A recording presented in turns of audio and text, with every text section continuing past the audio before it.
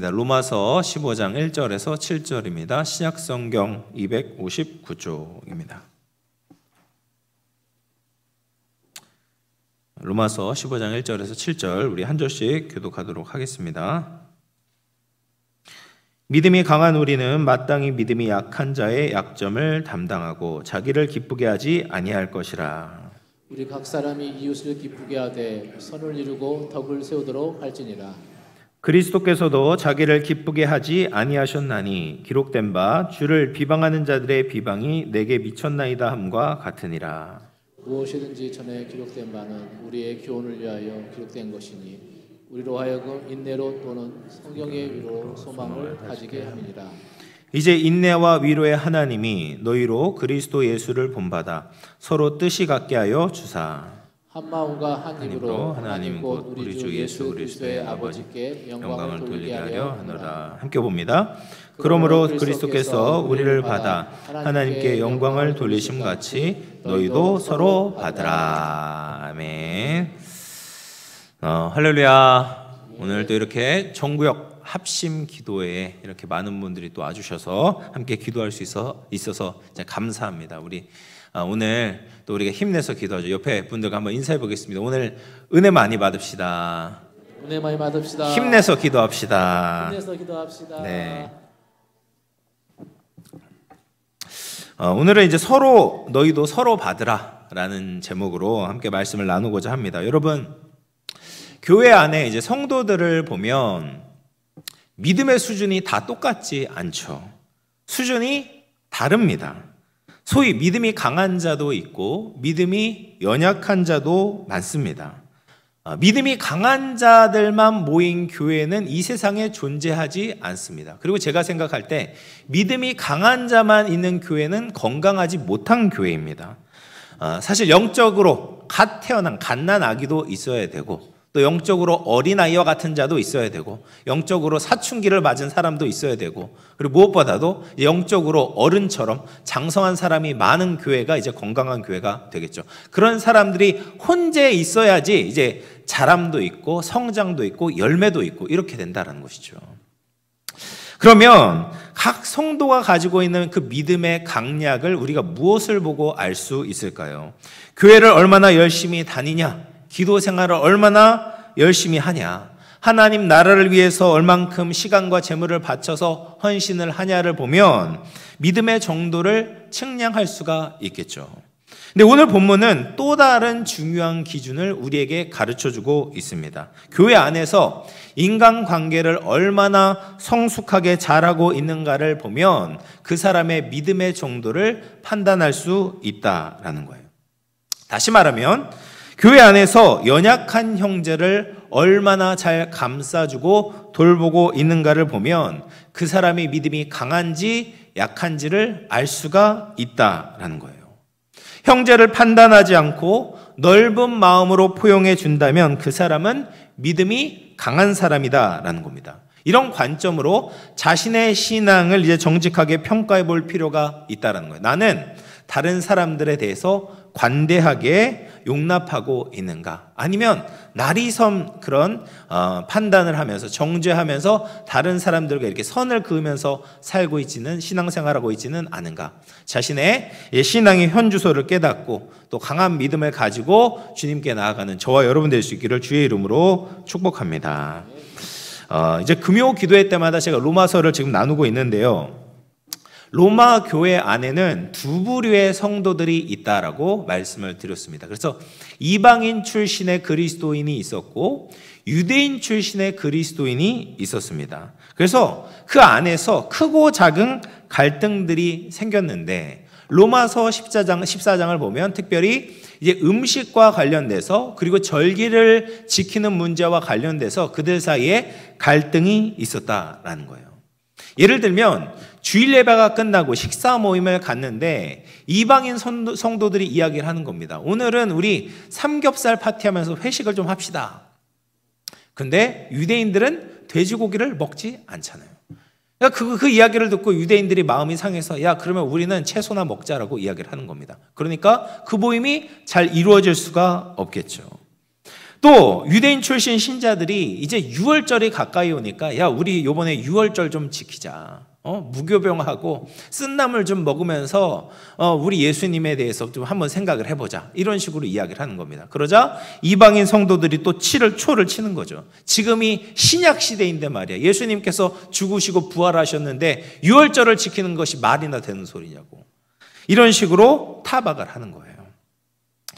이렇게 부딪힐 때마다 불만들이 쌓여갔겠죠. 그러면서 나중에 유대인들을 향해서 이방인이 유대인들 성도들 너무 고리타분하다, 꽉꽉 막혀 있다라고 이야기를 하고, 유대인들은 이방인을 향해서 근본이 없다, 기초가 안 돼 있다라고 비난을 하게 되는 겁니다. 이러니까 갈등이 일어날 수밖에 없겠죠.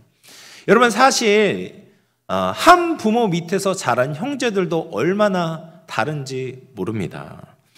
뭘 같이 이제 외식을 하려고 해도 누구는 치킨을 먹겠다, 누구는 피자를 먹겠다, 나는 한식을 먹겠다, 중식을 먹겠다. 얼마나 다릅니까? 또 영화를 봐도 누구는 코미디를 좋아하고 누구는 액션을 좋아하고, 자기가 가지고 있는 이 취향들이 얼마나 각양각색인지 모릅니다. 그런데 서로 다른 문화에서 자라온 사람들이 모여있는 교회는 오죽하겠습니까?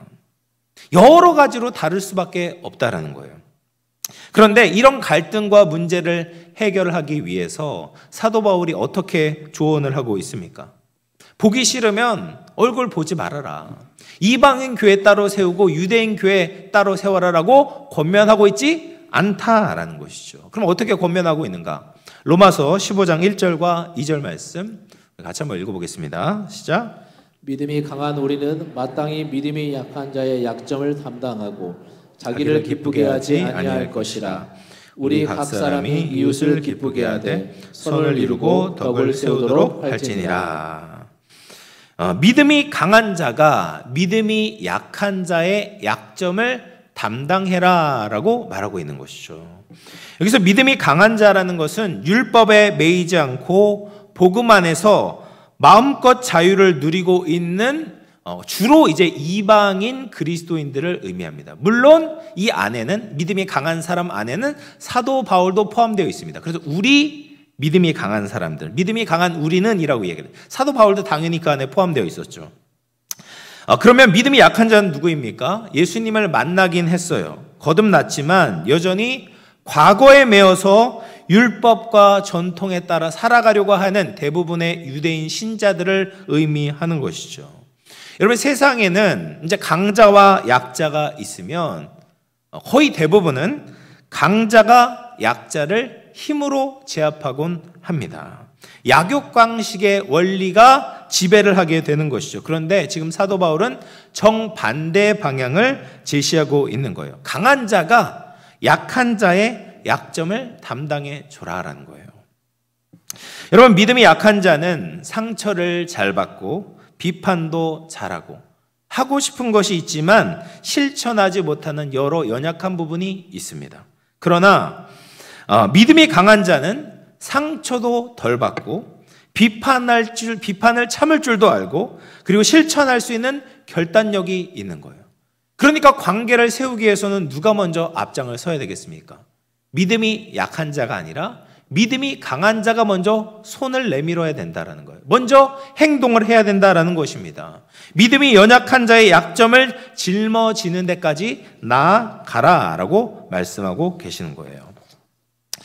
그렇게 약점을 담당하면서 상대방을 이해하고 존중하면서 약하고 예민한 지점까지 최대한 배려해 주라라는 것입니다. 로마 교회 상황에 따르면 굳이 삼겹살 파티를 하지 말고 이방인이나 유대인이나 함께 즐겁게 먹을 수 있는 음식을 준비해 가라는 것이죠. 유대인의 절기가 낯설긴 하지만 함께 참석해서 축하해 줘 보라는 거예요.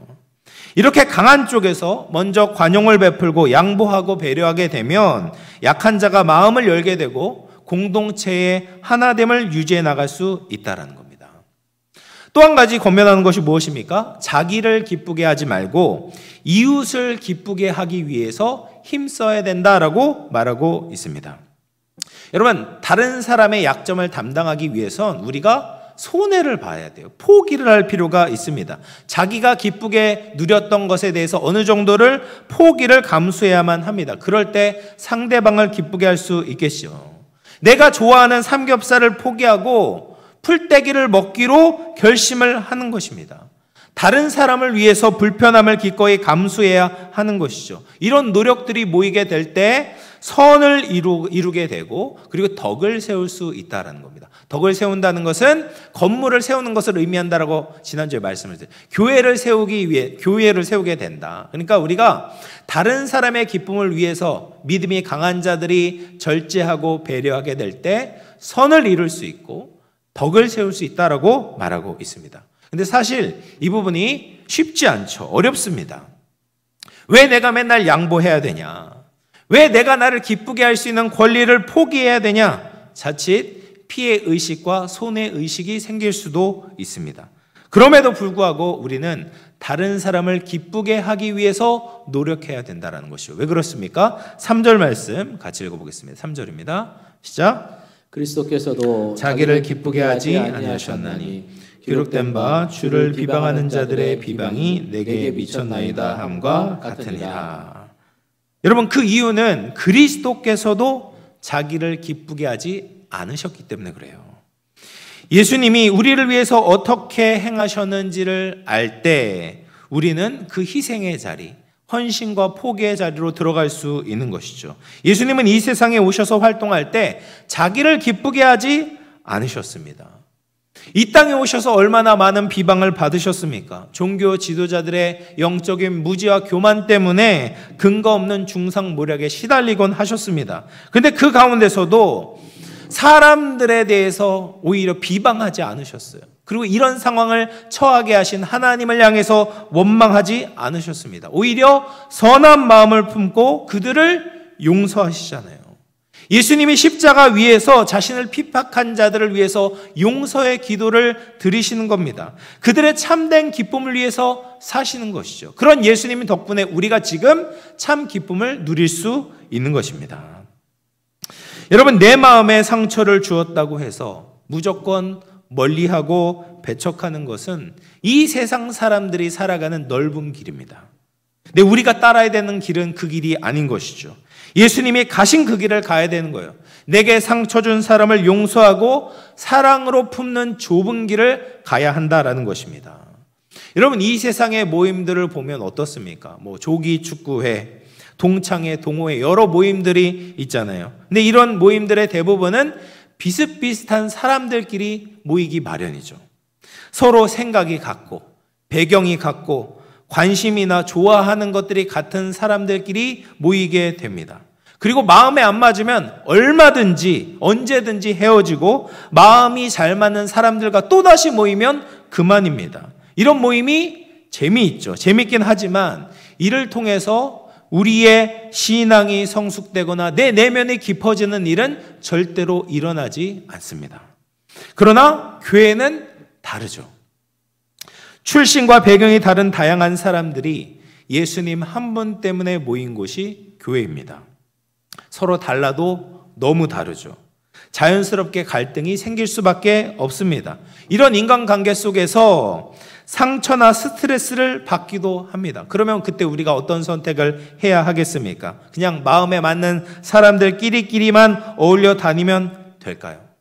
그러면 사교 모임이나 동아리가 되는 것이지 교회가 되는 것은 아닌 거예요.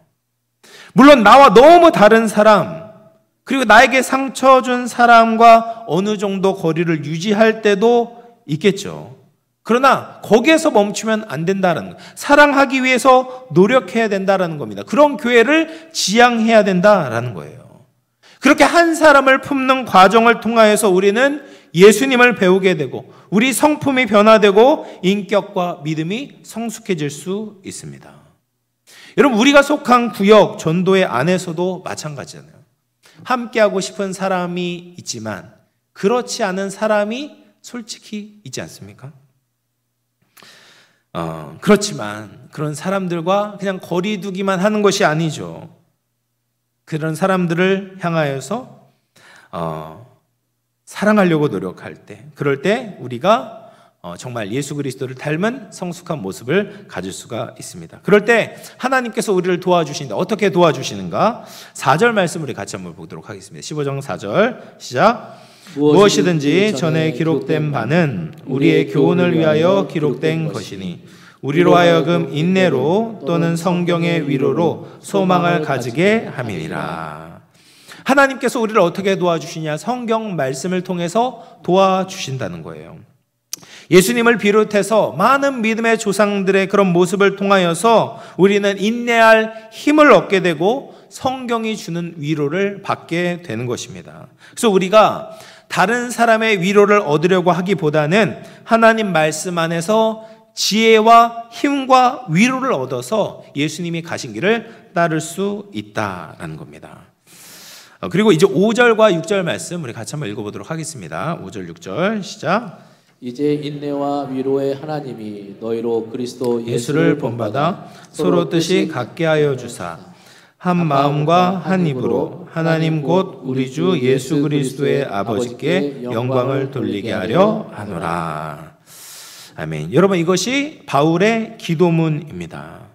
이 기도문을 통해서 사도 바울이 로마 교회에 가지고 있었던 꿈이 무엇인지 발견하게 되죠. 그리고 이것은 더 나아가서 교회를 향한 예수님의 소망이기도 합니다. 바울의 기도가 무엇입니까? 하나님께서 로마 교회에 있는 성도들이 서로 뜻이 같게 해주시기를 기도하고 있는 것입니다.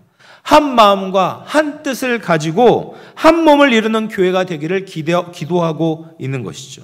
그렇다고 사도 바울이 모든 사람들이 그냥 똑같은 생각을 하는 것을 기도하고 있는 것은 아닙니다. 그렇게 될 수도 없고 사도 바울이 그것을 원하는 것이 아닙니다. 사도 바울이 기도했던 그 연합은 무엇입니까? 획일성이 아니라 통일성을 원하는 거예요. 영어로 하면 유니포미티가 아니라 유니티를 원하는 거예요. 유니폼이 뭡니까? 똑같이 입는 거잖아요. 똑같이 유니폼. 똑같은 옷을 입고 공장에서 기계가 그냥 제품 찍어내듯이 그냥 한 사람 한 사람 똑같이 만드는 것을 원하는 것이 아니에요. 그렇게 될 수도 없고 사람들이 다 다르지 않습니까? 얼굴도 다르고 스타일도 다르고 MBTI도 다르고 성격도 다르고 살아온 배경과 문화가 다 다른데 화합을 이루는 것이죠.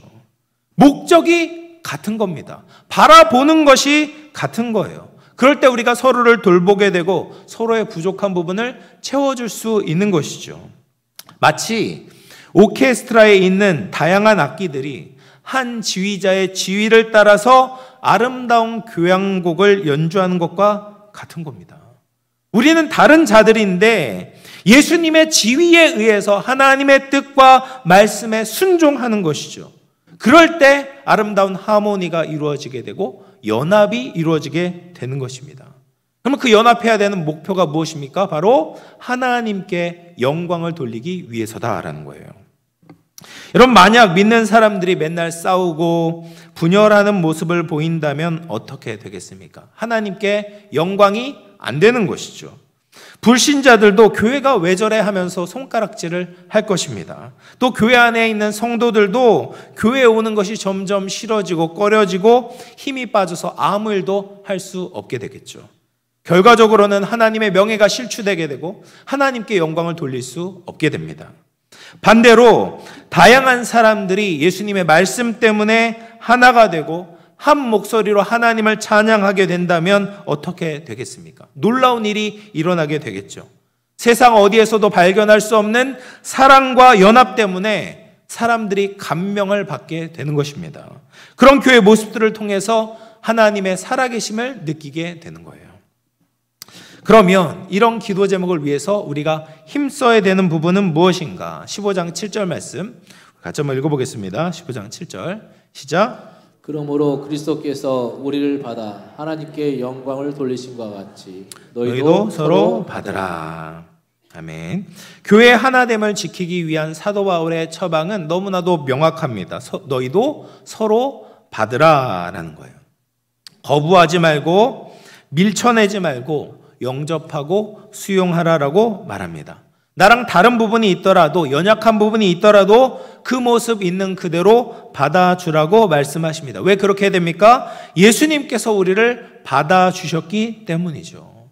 예수님이 하나님의 아들로서 완벽한 분이시지만 죄 많은 우리를 업신여기지 않으셨습니다. 있는 모습 그대로 받아주시고 일방적인 사랑을 베풀어 주셨습니다. 예수님은 한없이 강한 분이지만 한없이 연약한 우리를 받아주셨어요. 남녀노소, 빈부, 귀천, 유대인, 이방인 가리지 않고 다 품고 영접해 주셨습니다. 심지어 저같이 부족하고 연약한 자도, 죄 많은 자도 하나님께서 받아주신 거예요. 이처럼 예수님께서 모든 사람들을 사랑으로 받아주셨기 때문에 그 넓은 품 안에서 수많은 사람들이 치유를 받게 되고 깊은 인생의 문제가 해결함을 받을 수 있었던 것이죠. 바로 우리를 이렇게 받으심으로 말미암아 예수님은 온전히 하나님께 영광을 돌리실 수 있었다라는 거예요. 그래서 우리는 서로 받아줌을 통해서 하나님께 영광을 돌리는 겁니다. 우리가 성도들을 서로 영접하고 존경하고 인정하고 세워주는 것 그 자체가 큰 일을 하는 것이고 하나님께 영광이 되는 거예요. 그런 의미에서 구역이 가지고 있는 굉장히 중요한 역할과 사명이 있는 겁니다. 여러분, 전체 예배에서는 서로 받아줄 기회가 없습니다. 그러나 구역 안에서는 우리가 가까워질 수 있고 서로 받아줄 기회를 가질 수 있어요. 나눔의 시간을 가질 수 있습니다. 구역 식구 중에 여전히 치유되지 않은 상처, 해결되지 않은 인생의 문제, 미성숙한 신앙을 가지고 있는 사람들이 많이 있잖아요. 이런 연약한 자들을 받아주는 그런 공동체가 필요하다라는 거예요. 예수님이 이미 우리를 받아주셨지만 성도들끼리 받아줄 때 치유와 회복과 성장과 성숙이 일어날 수 있다는 거죠. 그렇게 삶을 나누는 사랑의 공동체, 섬김의 공동체가 구역이 되어야 합니다. 여러분, 그렇게 받아주는 우리 영암의 모든 구역들 또 모임이 될 수 있기를 주의 이름으로 축원합니다. 그러면 이제 예수님이 하나님께 영광 돌리기 위해서 구체적으로 하신 일이 이제 8절과 9절에 나오는데요. 우리 같이 한번 읽어보도록 할게요. 8절 9절입니다. 시작. 내가 말하노니 그리스도께서 하나님의 진실하심을 위하여 할례의 추종자가 되셨으니 이는 조상들에게 주신 약속들을 견고하게 하시고 이방인들도 그 긍휼하심으로 말미암아 하나님께 영광을 돌리게 하려 하심이라. 기록된 바 그러므로 내가 열방 중에서 주께 감사하고 주의 이름을 찬송하리로다 함과 같으니라. 아멘. 예수님께서는 유대인들에게는 유대인의 방법으로 그들을 맞아주시고 이방인들에게는 또 이방인들의 방법으로 맞아주셨다라는 거예요. 그래서 유대인들을 향해서는 예수님께서 할례도 받으시고 그러면서 신실하신 하나님에 대해서 가르쳐 주셨다면 이방인들에게 대해서는 할례를 강요하지 않고 그냥 있는 모습 그대로 그들을 긍휼히 여기시면서 하나님의 사랑을 가르쳐 주셨던 것이죠. 이렇게 예수님께서 낮아지시고 섬기는 삶을 통해서 어떤 일이 일어나게 되었습니까? 유대인과 이방인 서로 전혀 섞일 수 없는 그들이 하나가 되는 기적이 일어나게 된 것이죠. 함께 예배하게 되고 함께 식사하고 교제를 나누는 놀라운 일이 일어나게 된 것입니다. 그리고 이 일이 사도 바울은 하나님이 오래전부터 계획하신 바고 목표한 바였다라고 말하고 있는 겁니다. 그래서 우리가 그리스도 안에서 모든 열방이 하나가 되는 것, 이방인과 유대인이 참되신 하나님 앞에 함께 찬송하고 예배하는 것, 민족과 나라, 계층과 계급의 모든 막힌담이 무너지게 되고 사랑과 섬김의 원리로 공동체가 세워지는 것을 하나님이 바라셨다라는 거예요. 우리 마지막으로 로마서 15장 13절 말씀 같이 한번 읽어보도록 하겠습니다. 시작. 소망의 하나님이 모든 기쁨과 평강을 믿음 안에서 너희에게 충만하게 하사 성령의 능력으로 소망이 넘치게 하시기를 원하노라. 아멘. 여러분, 이 바울의 소망, 하나님의 소망이 우리에게 넘쳐야 될 줄로 믿습니다. 소망의 하나님이 우리에게 주시는 그 참된 기쁨과 평강을 가지고 믿음이 강한 자들이 연약한 자들을 품어 주어야 합니다. 예수님처럼 받아주고 진정한 하나됨을 이루어 가야 됩니다. 이런 연합이 온 열방을 덮는 꿈을 하나님이 꾸셨다는 거예요. 이것이 바울의 소망이었다라는 것입니다. 모든 이들이 진심으로 예수님을 믿고 자기를 부인하고 예수님의 사랑으로 하나 되어지는 하나님 나라에 대한 소망이 우리에게도 넘쳐야 될 줄로 믿습니다. 말씀을 마무리하겠습니다. 마틴 루터킹 주니어 목사님은 나에게는 꿈이 있습니다라는 굉장히 유명한 연설을 남기셨죠. 이 연설이 링컨 대통령이 노예 해방령을 공포한 지 100년이 지나서 했던 연설이었습니다.